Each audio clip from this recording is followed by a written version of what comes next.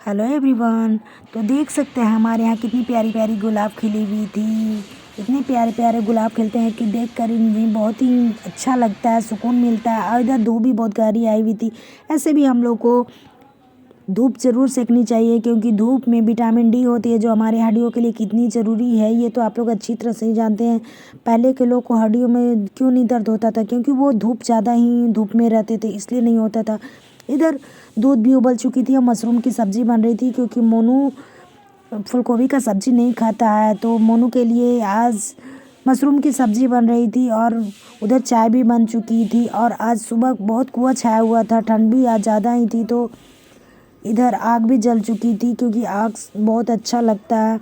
उसके बाद मोनू को सुबह सुबह भूख लग गई, तो वो चाय टोस्ट खाने लगा। और बिना खाए वो सुबह सुबह में रहता नहीं है, उसे टोस्ट बहुत अच्छा लगता है, तो वो टोस्ट खाने लगा। इधर आलू फूलगोभी की सब्ज़ी बनने लगी। और ये सब्ज़ी हम लोग इधर काम में थोड़ा बिजी थे, तो नंदू बना रही थी।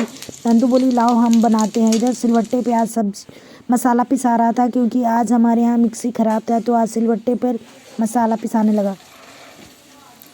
हेलो गाइस, तो आज मैं सब्ज़ी बना रही हूँ। जैसे कि आप देख सकते हैं वीडियो में, मैं आज बनाने वाली हूँ आलू मटर और गोभी की सब्ज़ी। तो सारे मसाले भून चुके हैं, तो बस अभी मटर डाली हूँ, तो कुछ देर में मैं आलू और गोभी भी डाल दूँगी। तो फिर तुरंत हमारा सब्ज़ी हो जाएगा तैयार। ठीक है गाइस,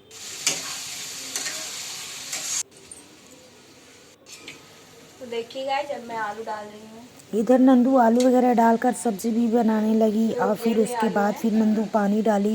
ये सब करके उसके बाद फिर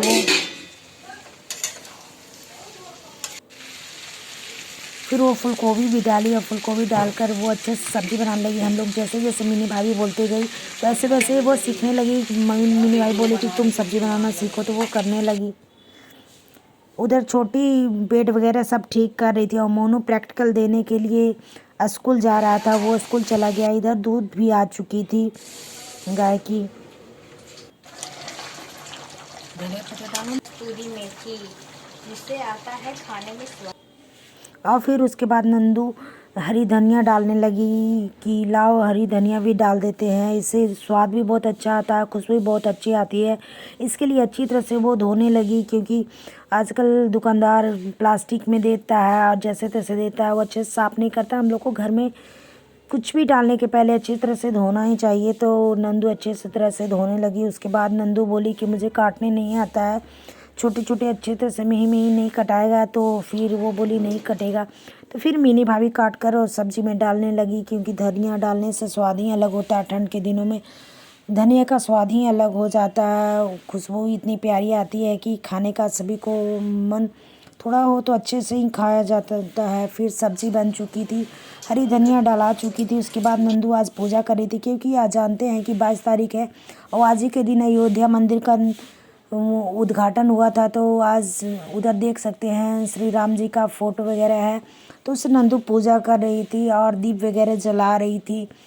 हम लोग बोले कि नंदू पूजा कर लो, ऐसे भी आजकल नंदू पूजा कर ही लेती है। तो वो स्नान करके पूजा करने लगी और सूर्य भगवान को दीप वगैरह दिखाने लगी और जल वगैरह चढ़ाने लगी। इधर पूड़ी भी बन चुकी थी। नंदू बोली कि मैं आज हम पूड़ी खाएंगे, तो नंदू को पूड़ी बन गया। और पूड़ी बनने के बाद फिर नंदू उधर रेडी भी हो चुकी थी। देख सकते हैं पूड़ी बन चुकी थी और उधर नंदू रेडी भी हो गई। बोली लाओ मुझे जल्दी से खाकर मुझे स्कूल जाना है।